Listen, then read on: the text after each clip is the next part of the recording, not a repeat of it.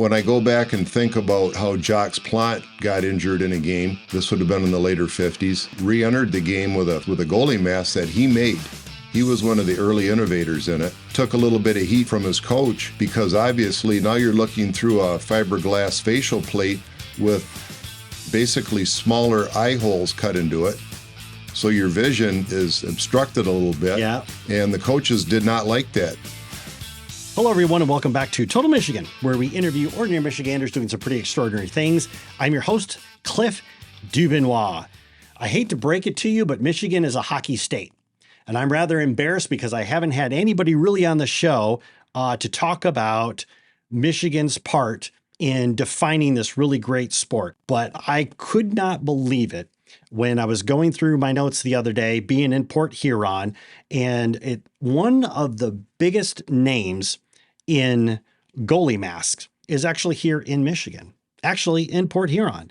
And so, ladies and gentlemen, to talk about the story, the legacy of this great family business, I've got Gary Warwick from Warwick Goalie Mask with us today. Gary, how are you? Very good, Cliff. And thanks for showing a little interest in the business and coming in and setting up your microphones and lights today and interviewing me. I appreciate it. Yeah, no problem. And I will tell you this right now, your shop is colorful.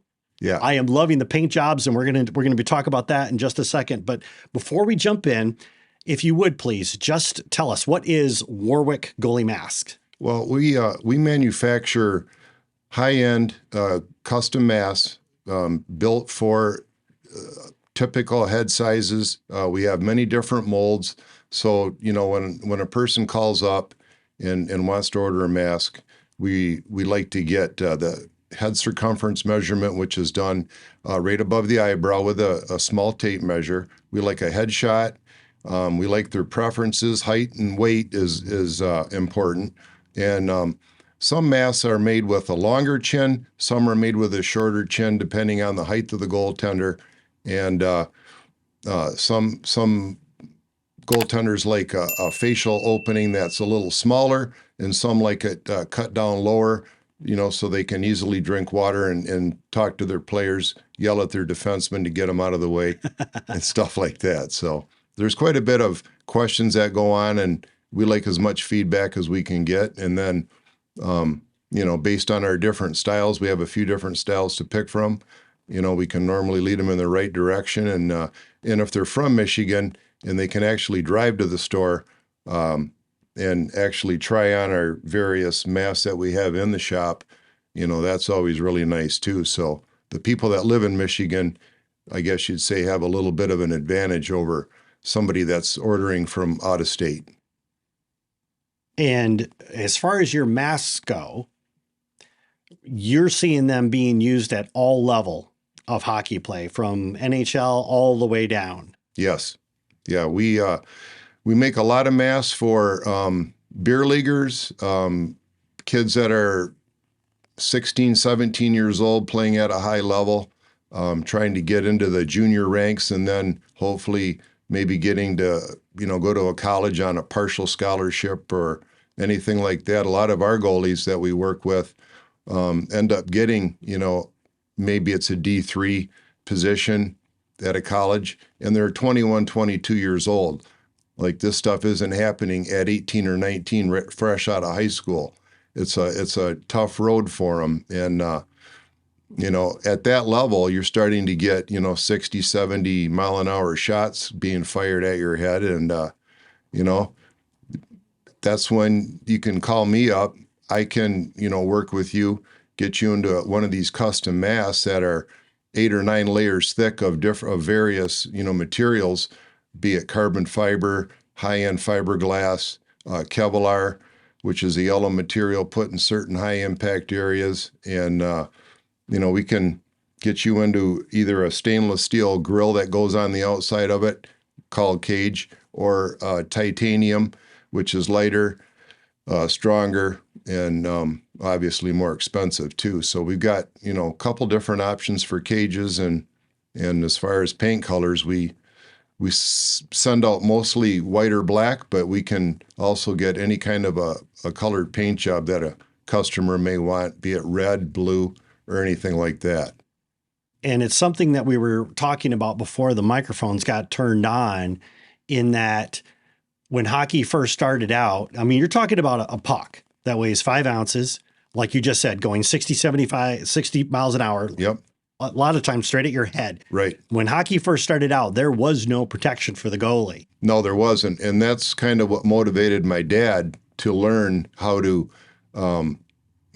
take a mold of a person's face, which, as I'm looking at this plaster of Paris splints, that would be dipped in water and laid over a person's face. You were able to, after it dried for, say, 10 minutes, you're able to remove that. Maybe the next day or two, let it set up a little bit, and then start, laying your fiberglass over top of that mold. And once that hardened up, you could remove that and trim it and start cutting your holes, finding a harness strap and maybe a little back plate, and, you were off to the races. And when they came out with the facial plate, maybe in late 50s, early 60s, a lot of the goalies, whether it was Jacques Plante or Terry Sawchuk or anybody like that, Roger Crozier, they loved having something on their skin to protect them from just taking the puck right in and getting a nasty cut out of it. So, but they've come a long way over the last, 50 years as well, too. So, yeah, that's incredible. So let's talk a little bit about your backstory. Gary, where are you from? Where did you grow up? I'm from Port Huron, and my dad and I were both union construction workers. And, he always enjoyed doing this as his hobby. And then, being guys that started in the construction trades at a young age, we were able to also leave, the field in our early 50s.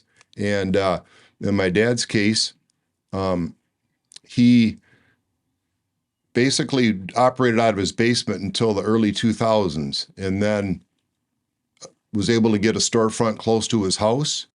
And that was the start of, we're in our third location now.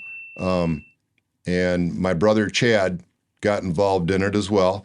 Another construction worker. He has since moved to Colorado and continued on making masks for his hobby out there, in a part-time type job for him. But yeah, that's kind of how the family got into it right there. So what was it in particular? Because I know you said that you and your dad were in construction, but what made your dad all of a sudden one day say, I want to start working with Goalie Mask? Well, being a young goalie in the early 60s, he had to go out there and play the position with nothing on his head. And as he went across to the Blue Water Bridge and played a lot of hockey in Canada, being a Yankee, as they call us, going over there and playing, the Canadian guys would like to come in and get that puck and shoot it as hard as they could, try to put it right through you. Yeah. But they also did that, over on this side too. But luckily, one of his friends was a goaltender for the Port Huron Flags, Norm Jocks, and Norm had a mask made by Lefty Wilson, the Detroit Red Wings trainer, and they got together, and Norm showed my dad the process, and in a very short amount of time, he was making his own fiberglass facial plates and doing a real good job of it. And word spread, and all of a sudden, he had a pretty good clientele going on. So when did he? So I understand that he's making his own mask. Yes, because he doesn't want that puck. He doesn't want that puck to rearrange his eyeballs or his face or anything. Right. So you talk about like the word spread. At what point in time did he sit there and say, there might be a little business here, even if it's like a side hustle? But at what point in time did he say, I could do this for other people? Eventually, he started to get, high-end, high-caliber goalies coming his way. I remember a goalie from the Sarnia area named Robbie Moore, and Robbie was a smaller goaltender, but really, really good, and ended up playing for the Philadelphia Flyers. And at that time, he was still wearing the full, facial plate. They hadn't started to cut the face out of the mask and install the cage yet. So as he started to acquire and get, better goalies like Robbie and maybe Eddie Johnston and Doug Grant, Mike Liut, some of the bigger name guys, as soon as, they started to become clients, then, of course, all the amateurs that follow these people were calling them up, and, so it turned into a pretty good side hustle for him as he was finishing up his career in construction. Now, at what point did you decide that you wanted to be a part of this too? And what was that attraction for you? Are you also in hockey? Yes, I still play. At age 60, I'm a center or a winger, and even myself and my brother Chad, we were never big goaltenders, but we loved playing hockey. And my dad was the goaltender, and he played in his leagues until he was in his 40s. But we really got involved with him in the early 90s when he got quite busy. He attracted goaltenders like, Eddie Belfour. Ryan Miller was coming up through Michigan State at the time. And, you're talking about some big name goalies right there. And so when he landed those guys as his customers, Chad and I got involved just due to the demand for the Warwick Mask. Yeah. So he needed help constructing them, cutting them out, sanding them, and prepping them for paint. And then when they came back from paint, he taught us how to install the foam liners in them to fit different size faces. And so we had to have all different thicknesses of padding. And you can shave padding down with Dremel tools and custom make the pad pieces so they conform to a person's narrow face, wide face. So there's a lot to learn in doing that. It also seems like there's a high level of customization too that can be done. Yeah. And that's kind of what sets Warwick apart from maybe some of the other makers is because we've done this for so long and worked with so many different, goalies and size faces and size heads, that we are able to get a little bit better fit than maybe some of the other ones that are pre-made and sitting on a shelf where a goaltender's got to go up, get something that fits him the best, yet it's not perfect. And then he's got to go out and try to stop pucks with it. And after a year's use on the ice, a lot of these masks become, they start to have problems. They might break some things on them. And if the padding needs to be replaced, there's not a lot of help to get them serviced, after the fact. So that's what makes us special. We can repad them, repaint them, and supply all the parts that go with them. So do you find that there's a lot of people that have a Warwick Mask, but they've had it for decades? Yeah, we just got a mask in from a former U of M goaltender, Al Logis, and he played in the early 90s with goalies like Steve Shields and Marty Turco, and even Greg Malicki was part of that group. And, Al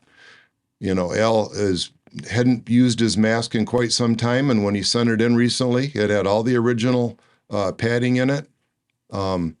Maybe the cage had been changed out, but we were able to repad it, put a new cage on it for him, and he's going to be able to get back in the net, in this 20, 30 years later and still use that mask. It was in pretty good shape. Oh man, I love that. Absolutely love that. For our audience, we're going to take a quick break and thank our sponsors. When we come back, we're going to talk to Gary a lot more about the family business taking over and what that story is. We'll see you after the break.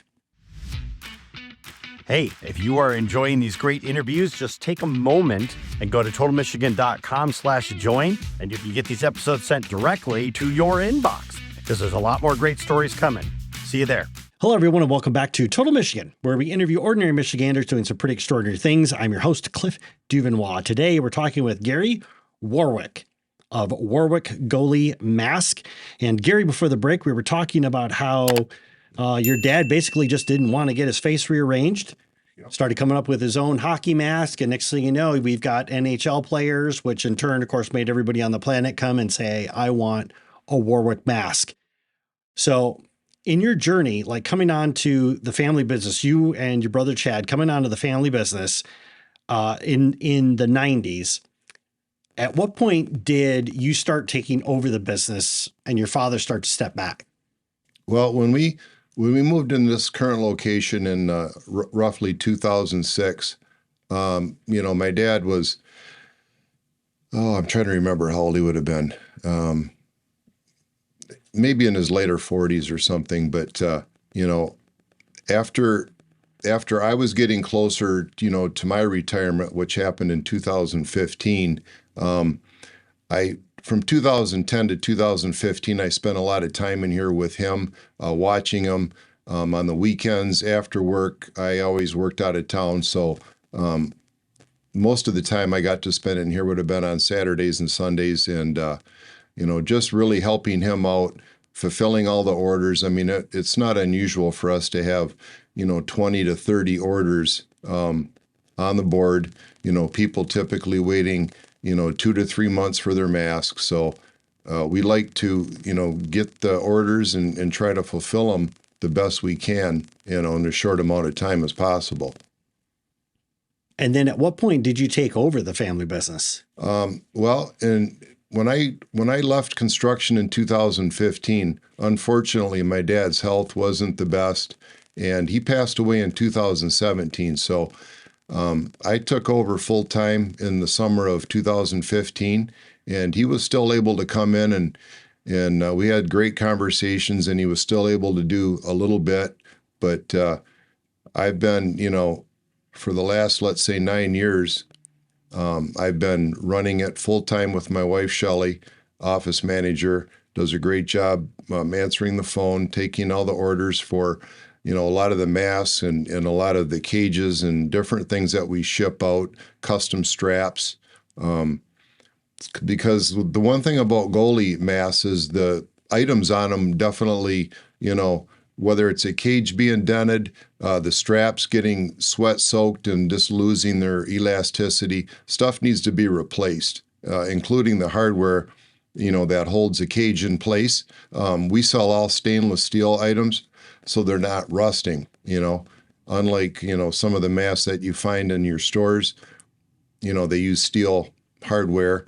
So in a year or two, you've got some rusty hardware, and it's very difficult to change out a cage, so.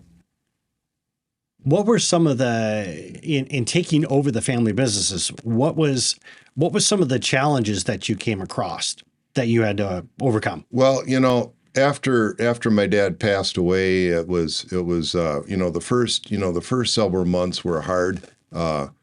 We always enjoyed doing it together as kind of a team. And then, once you realize that, that team aspect, isn't available for me, I either had to make a decision to continue to do the work on my own or possibly bring somebody else in. And, because it's a small store, and, my wife and I kind of like to do it, ourselves. I've been able to maintain and keep going with the business and just doing it by myself. I've got a couple of people that, help me produce the shells. And of course, I've got a great manufacturer that produces cages, a couple of different manufacturers. So it does take quite a few people, helping me out to make this happen. And a big part of the success is when you get these goaltenders nowadays, have goalie coaches that help them and teach them the game. And, when you've got, great goalie coaches that recommend Warwick Mask, whether it's Matt Wurzba, he's a Michigan goalie coach. You've got Steve McKeegan and Jeff Lerg that own Future Pro.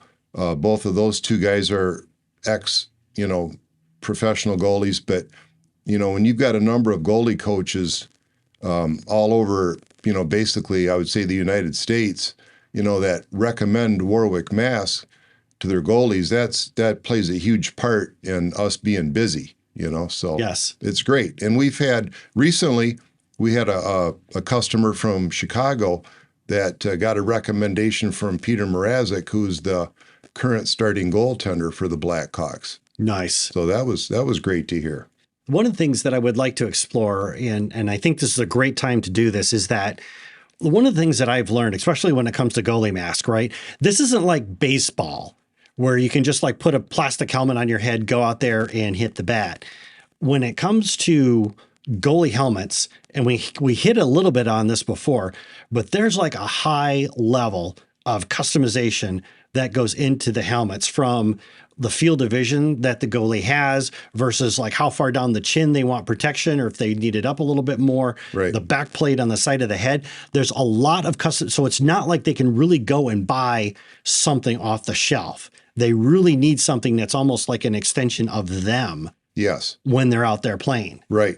And, a good example was like yesterday evening, I had a goalie stop in, and he's a rec goaltender. I don't know if I would assume he was in his mid 40s, and, he's had his mask now for a year, maybe 2 years at the most. And he needed a new cage. He took probably a 60 or 70 mile an hour shot up in his cat eye cage, which, a lot of these guys like to wear the cat eye cage. It's what the pros wear, and it's got the large eye openings for the best, field of vision, best sight lines.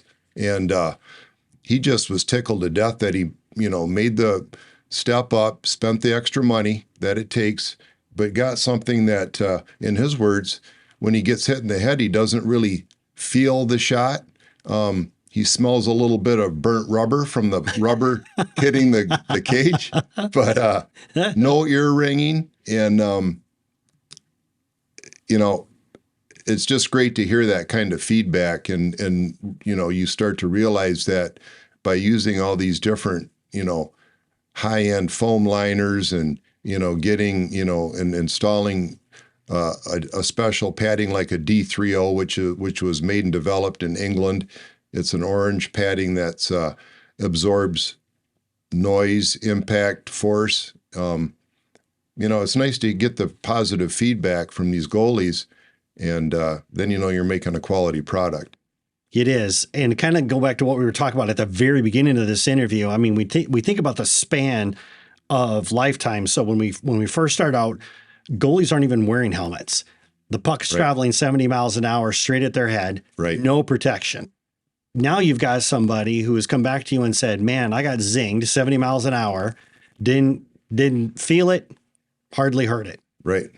Yeah. It's, when I go back and think about, reading stories about how Jacques Plante got injured in a game, this would have been in the later 50s, re-entered the game with a goalie mask that he made. He was one of the early innovators in it, and took a little bit of heat from the coaches or from his coach, because obviously now you're looking through a fiberglass facial plate with basically smaller eye holes cut into it. So your vision is obstructed a little bit. Yeah. And the coaches did not like that. So, the high-level goalies, NHL goalies, had to, put up with this kind of thought and listen to these comments where, like today, after a goalie like Bernie Perrant got his eye injured from a stick in '79, and they basically outlawed, the facial plate style goalie masks. That's when the faces started to get cut out of the shells, and these stainless steel grills got attached. Some of the early pioneers that did that was like Tony Esposito even did it on his facial plate when he was playing for the Blackhawks. He attached a grid style over his eye holes for safety reasons. So, but the evolution of these masks has been incredible, and the padding has gotten better and better. And so is the materials, including, really good epoxy resins that we use nowadays. So these shells are able to withstand multiple hits from a puck at high speeds without breaking. And you do get a little bit of paint chipping, even if you're using spending big bucks on these paint jobs, because these are not cheap. These painters put 40, 50 hours into it, and you've got to pay for their hourly labor, which is, it's a pretty penny. And then on top of when we talk about, and I'm glad you brought up this topic of painters, because when we talk about the high level of customization, this is just the helmet itself. And then goalies love to have that individualized, totally unique as a fingerprint paint job on their helmet. Sure. And as I look at, the table here, and I'm looking at Eddie Balfour's Eagle Mask, whatever team Eddie played with, he had his eagle heads painted up top with his wishbone on the chin. And he always had he was born in Carbon, Manitoba, so he always had Carmen Racing on his back plate. I also am looking at and marveling at the work by a local Michigan artist, Ray Bishop, who has been painting, I don't know, I'm assuming Ray's got 25 plus years into it. And I remember when this particular mask has the Sparty face on it for one of the Michigan State goalies, but, one of Ray's first customers was Ryan Miller when Ryan, played for Michigan State and then had a long career with the Buffalo Sabres and Anaheim Ducks and a couple other teams. And, Ray painted his mask through his whole career. And then I'm looking at another mask that I got in just yesterday from another Michigan artist, Marty LaValle, who works with Ray on occasion. They team up on projects, and Marty's work is also beautiful, and he also specializes in painting the Eddie Balfour masks. He's probably one of the biggest Balfour fans out there, and he also does beautiful paint work too. So it's nice having local guys that you can ship these masks off to. Another one is Bob Driesbach in St. Clair Shores, goes under the painting name of Detroit Air, so he's got a catchy name, and he helps out a lot of the younger goalies and takes care of the people that are in the St. Clair Shores area. And what would you say would be maybe like one or two of the biggest advancements that you've seen in goalie hockey masks, like when you were starting out versus where we are today? Well, the quality cages that are being made now out of, like I said before, stainless steel or titanium are just exceptional. They started out using smaller, skinnier wire, and the cages would become dented easily. And but now using a little bit, heavier gauge stainless steel primarily, the cages are able to withstand quite a shot. They still bend, and they need to be replaced, especially if you're playing at a high level. But and also the materials, the different cloth materials, rather than being made primarily out of a fiberglass with a polyester resin. We've advanced into other materials like Kevlar, carbon fiber, lighter materials that are stronger when they're used together. And also, you've got to spend the money and get the good resins, the epoxy resins. And so I think that's what's been the biggest advancement. And of course, the foam padding, you've got to seek out and use dual or triple density paddings too. So you have a harder with a softer, tight padding, and they work together perfectly. Nice. And I know before you mentioned the phone number, but Gary, if somebody's listening to this and they want to, connect with you, reach out with any questions, find you online, what's the best way for them to do that? Go to Warwick Mask at Comcast.net, and you can see our website, and you can read about, the Warwick story. You can see our mask for sale. We have our cages online. We have everything that you need to know about a custom goalie mask, and it also will tell you how to, get our phone number, give us a call, and hopefully either take the information over the phone or stop in the store for a custom fitting. Gary, thank you so much for taking time to talk with us today. Really appreciate it. Yeah, thanks, Cliff, for stopping in, and I really appreciate you coming in and finding out about the Warwick Mask story. This has been great. Super educational. So thank you for that, Gary. Thank you. For our audience, you can always roll on over to totalmichigan.com, click on Gary's interview, and get the links that he mentioned above. We will see you next time when we talk to another Michigander doing some pretty extraordinary things. We'll see you then.